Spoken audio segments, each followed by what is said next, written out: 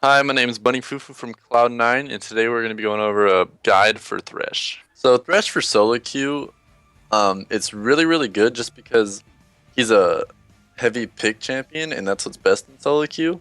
He can also team fight, which is good, and he can also save your teammates with W, so it's kind of like best of both worlds type thing.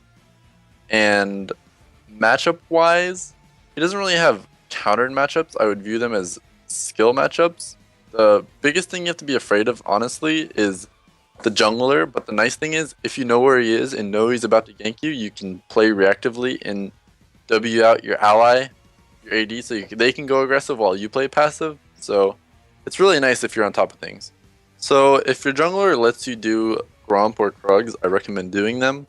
To do so, I would start E, let your AD carry tank about 3 hits, and then you tank the rest. And you don't really need to kite them, just flay them away and then run to the lane as far as you can without the camps resetting, and then that's pretty much how you do them. So laning with Thresh, there's a couple of key points you really want to focus on, starting from level 2's power spike, and this couple recent patches, you might not be getting Krugs or Gromp as much, so it's back to the 3 melees on the second wave if you don't get any EXP early on.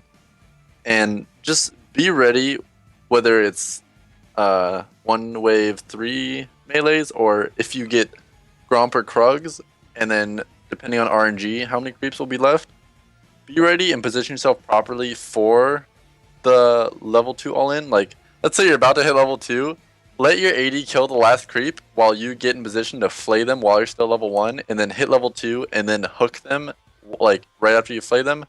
So that'll most often than not lead to a kill if you play it properly, and if the opponent is not ready for it, which a lot of the time they aren't.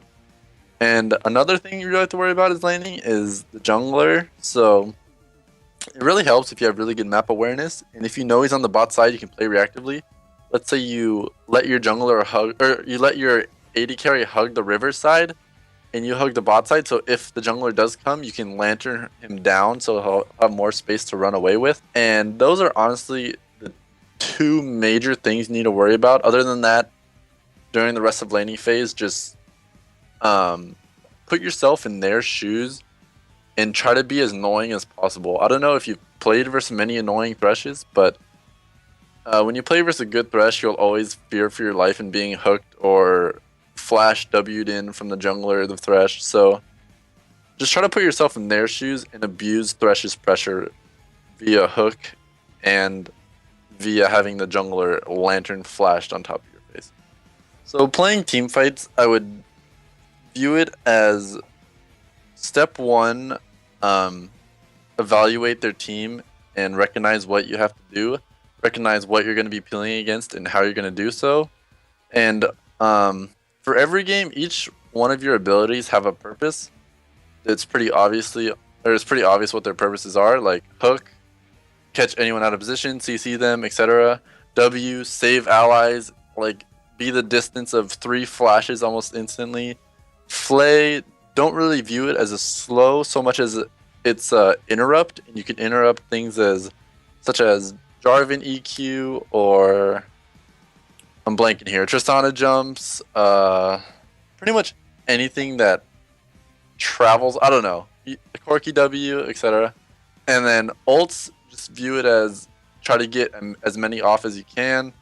Keep track of if they can blink over it, or if you have to force them into it or not. So to evaluate everything, the 2 major things you want to focus on are positioning and getting the enemy team or enemy carries in the worst position possible, and using your abilities to make them have the most potential, like hooking carries instead of the super tank, even though with CDR it's fine to hook anyone. And let's say saving your W for carries that need to reposition, saving your Flay for interrupts like Trist Jump, Corky W, J4, EQ, and just using your ult to probably just proc as many times as possible. So for roaming, it honestly, we talked about earlier how put yourself in their shoes and being annoying as possible. That honestly goes hand in hand with roaming. Let's say some of the times, almost most of the time, if that river brush in bot lane is not cleared, I'll just stand in that and act like I'm walking mid. And their bot lane, if you put yourself in their shoes, they're probably pinging their mid laner to get the hell out of there. Thresh is on the way. So view it like that and try to be more creative with your roaming. And maybe when your jungler's nearby, roam with him. Don't just like randomly roam mid, get counterbanked by the jungler or counter ganked by the jungler and die. Just be very open to different options and experiment with roaming. And you don't always have to go. Sometimes you can roam with your AD. Just be very open to it. So one of the basics slash simple to learn tips would probably be what you want to do is throw your W slightly halfway over the wall and the W will appear on the other side of the wall. So it kind of works with the same way wards do. So kind of look at it in that sense and try to abuse that. Just because throw it over walls, like let's say it honestly helps for bot a lot just because it can give your jungler really, really good paths to come from. So try that out. So this is kind of a much more advanced thing. What you want to do is it's when you hook someone, flash backwards, throw a lantern to your ally, and then take the Q all in one go. But you honestly both have to be on the super same page. You have to be very quick about it, and it's pretty hard to do. So just something to mess around with, keep in mind, and good luck.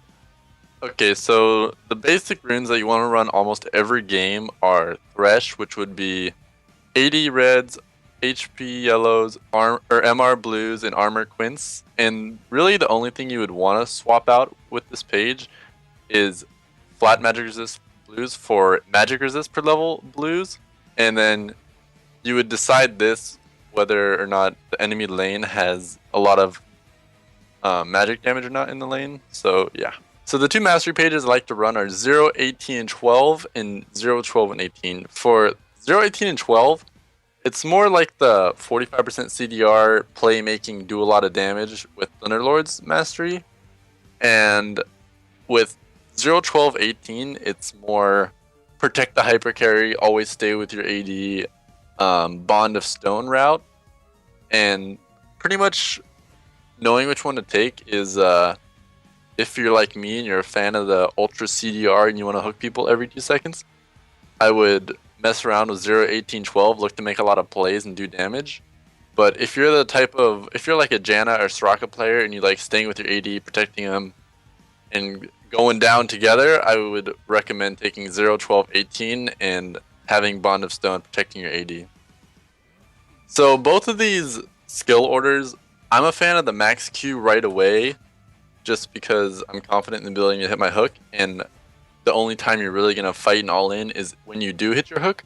So you don't really need levels in Flay, which a lot of people do, but if you're not that confident in your hook and you believe you're going to be walking up and scrapping a lot, you can go the second build, which gives you another point in E, so it's 2 points in E, and then maxing Q, and this still lets you max Q by level 9, which is what you want.